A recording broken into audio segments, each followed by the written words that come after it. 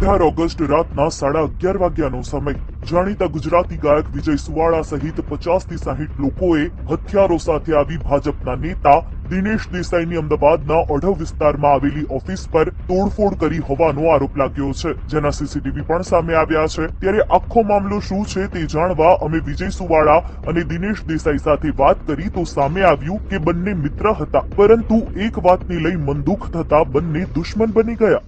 4 વર્ષ પહેલા મંદુક થયું। 4 વર્ષ પહેલા એમના ઘેરથી કોઈ વ્યક્તિનો મારા ઉપર મેસેજ આવ્યો। મેં 4 આગેવાનોને બોલાવી અને મેસેજ બતાવ્યો, કીધું ભાઈ કે આ પ્રકારના મારામાં મેસેજ આવે છે, હું આ પ્રકારનું કૃત્ય ક્યારેય કરી નહીં શકું।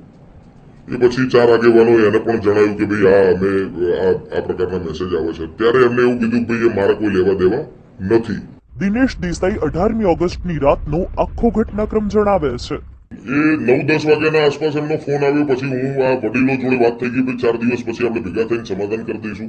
એ પછી હું ઘેર જતો રહ્યો હતો। મારું પાર્કિંગ અને મારી ઓફિસથી મારું વોકિંગ ડિસ્ટન્સમાં મારું ઘર છે, એટલે હું ઘેર જતો રહ્યો હતો। અને ઘરે ગયા પછી લગભગ 11:30 થી 12 વાગ્યાના વચ્ચે મારા ફાધર ઉપર ફોન આવ્યો કે અહીંયા 30 ગાડીઓ 10 બાઈક